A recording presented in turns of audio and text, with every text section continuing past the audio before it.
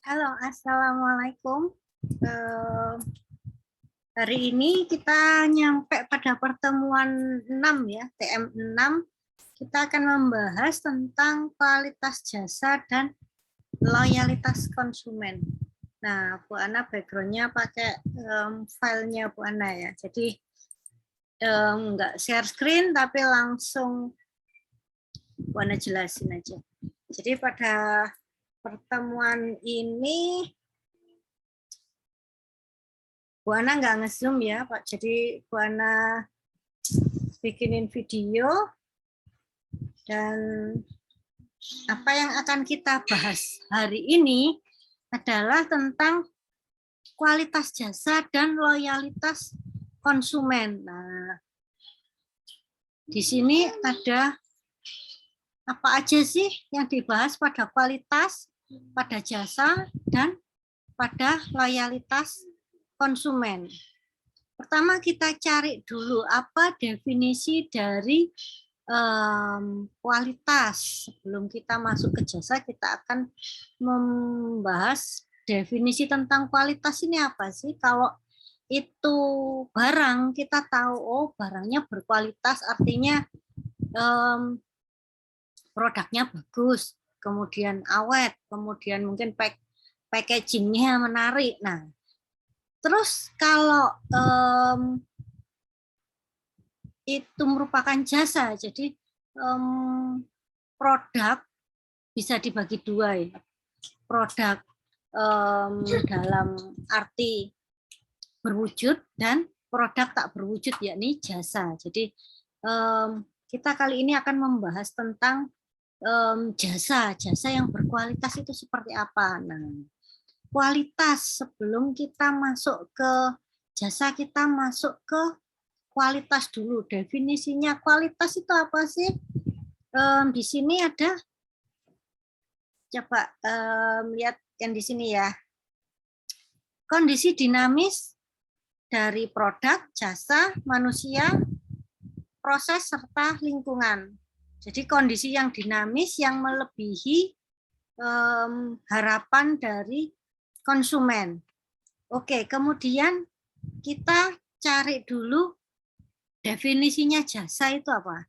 Jadi jasa itu adalah merupakan pelayanan personal. Jadi jasa di sini sebagai produk ya, pelayanan personal, di mana menurut Kotler 2005 itu menyebutkan bahwa jasa adalah setiap tindakan yang ditawarkan kepada pihak lain. Jadi jasa ini merupakan sesuatu yang tidak berwujud dan tidak mengakibatkan kepemilikan. Nah, maksudnya tidak mengakibatkan kepemilikan di sini apa? Misalkan jasa laundry gitu ya, kita kirim baju kita buat dicuci setrika. Nah, ketika kita membayar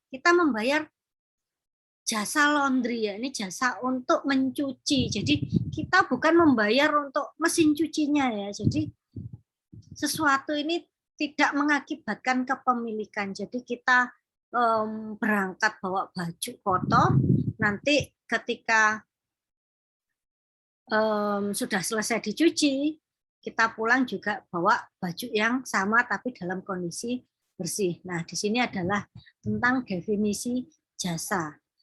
Oke, kemudian dari definisi jasa ini, bagaimana klasifikasi jasa? Nah, bisa dilihat di sini. Klasifikasi jasa. Jadi menurut Ciptono itu ada 7 kriteria. Jadi ada berapa kriteria? Ada 7. Yang pertama adalah tentang segmentasi pasar. Jadi jasa ini harus melihat segmentasi pasarnya. Kemarin TM3 sudah ada tugas tentang segmentasi konsumen atau segmentasi pasar. Nah, ini ada behavior, ada menurut apa kemarin? Sebentar. TM3. Mana catatan TM3? Segmentasi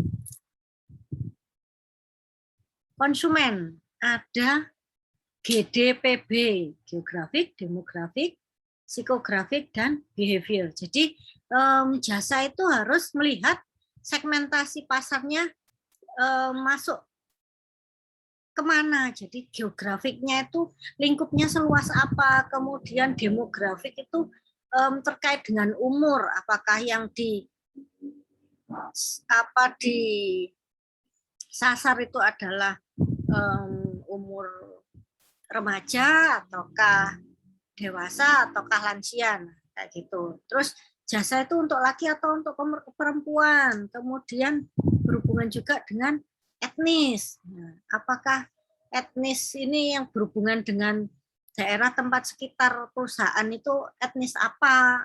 Kalau di sini ya ada etnis Jawa, etnis Betawi, etnis Sunda, nah, kayak gitu. Kemudian secara psikografik kebiasaannya apa? Nah, ini jasa ini berhubungan dengan lifestyle gaya hidup. Misalkan orang zaman dahulu belum ada mesin cuci, mungkin ya masih dicuci sendiri secara manual. Kemudian ada era di mana ada mesin cuci, tetap nyuci sendiri tetapi pakai mesin cuci. Nah, kemudian berubah lagi karena teknologi yang sudah begitu maju, orang lebih memilih untuk bekerja, kemudian tidak punya waktu untuk kegiatan rutinitas seperti mencuci dan setrika baju, maka timbullah suatu usaha yang berhubungan dengan lifestyle, yakni mungkin usaha laundry, mungkin usaha catering.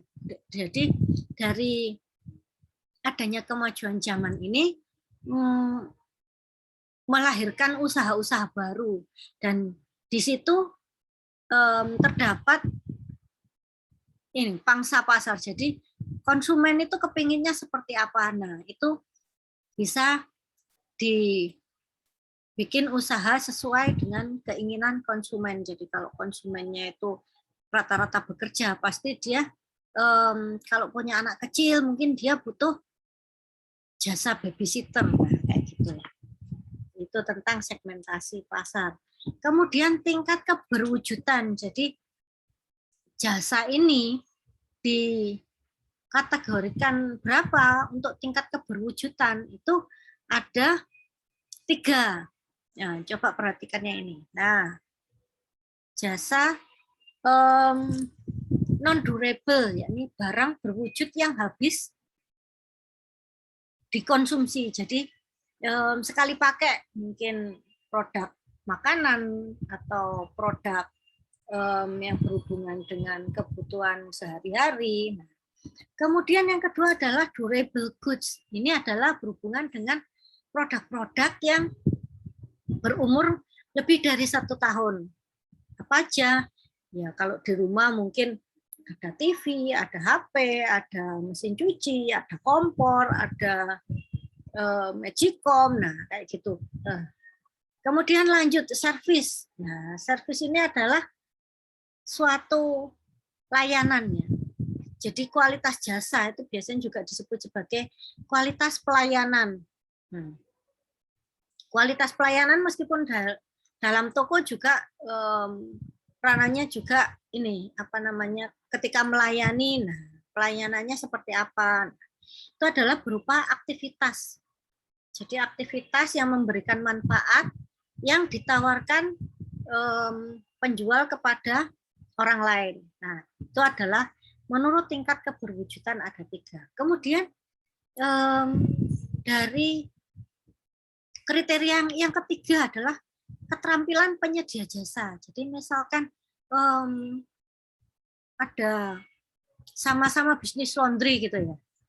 Jadi misalkan di area yang sama ada bisnis laundry lebih dari 1. Nah, konsumen pasti membandingkan, mungkin minggu ini coba ke laundry yang satunya, mungkin minggu depan coba ke laundry yang lainnya. Nah, keterampilan penyedia jasa. Keterampilan ini berhubungan dengan apa? Berhubungan dengan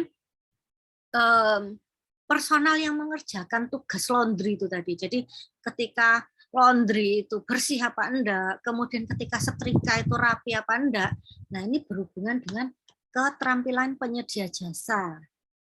Kebetulan di saat ini juga banyak bisnis laundry yang ini kekurangan apa ya, kesulitan untuk mencari pegawai. Jadi mungkin gajinya terlalu kecil atau mungkin orang sekarang kerjanya pilih-pilih ya itu. Jadi keterampilan penyedia jasa ini juga tergantung dari pemilik laundry ketika mempekerjakan seseorang. Apakah seseorang itu kerjanya rapi atau tidak. Itu bisa dilihat kalau dia setrikanya cepat, itu biasanya tidak rapi.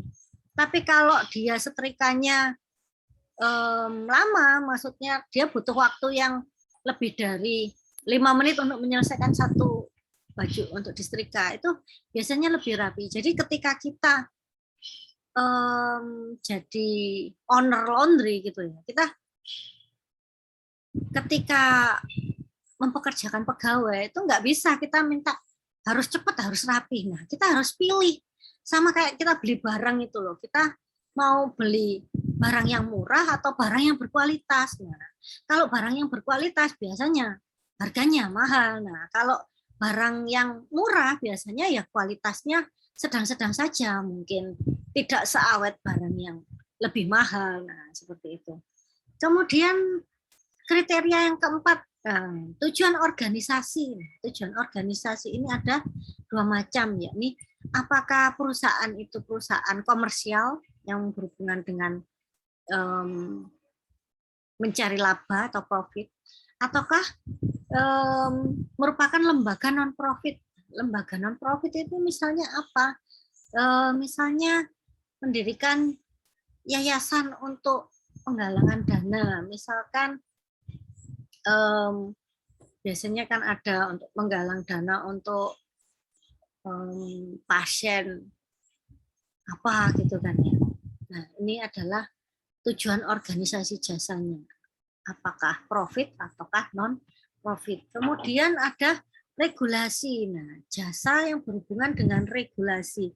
Apakah pemerintah mengizinkan adanya usaha tersebut? Nah, misalkan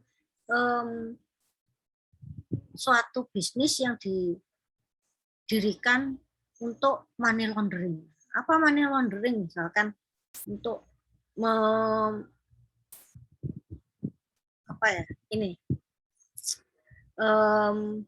jadi mengelola dana yang tidak jelas asalnya, itu bisa dikatakan money laundering.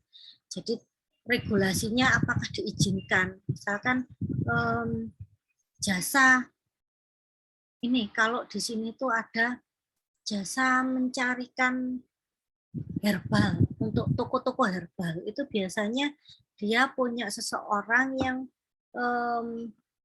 jasanya cari bahan-bahan ini, bahan-bahan obat. Jadi apakah regulasinya boleh lah kalau bahan obat itu dari yang herbal yang diizinkan ya boleh saja, tapi herbal yang nggak diizinkan apa, Buana, kayak apa namanya tanaman yang ini yang sering disalahgunakan untuk penenang atau untuk sejenis ganja gitu ya. Kalau di Sumatera itu ada yang bilang ganja itu dibuat lalapan kayak gitu. Jadi regulasinya nggak memperbolehkan adanya tanaman ini. Jadi ya nggak, dalam usaha nggak boleh bertentangan dengan regulasi. Nah, kemudian yang keenam, kriterianya ada tingkat intensitas karyawan. Apa maksudnya tingkat intensitas karyawan ini? Jadi usaha yang apakah usaha itu berdasarkan equipment base atau berdasarkan human base. Nah, tadi kan usaha laundry ya. Equipment base-nya apa ya?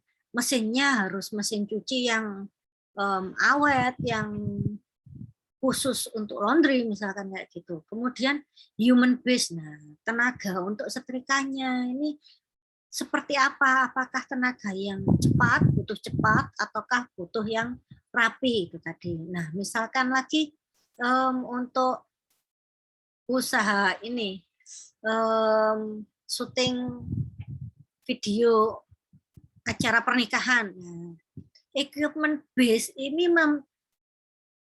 menjadi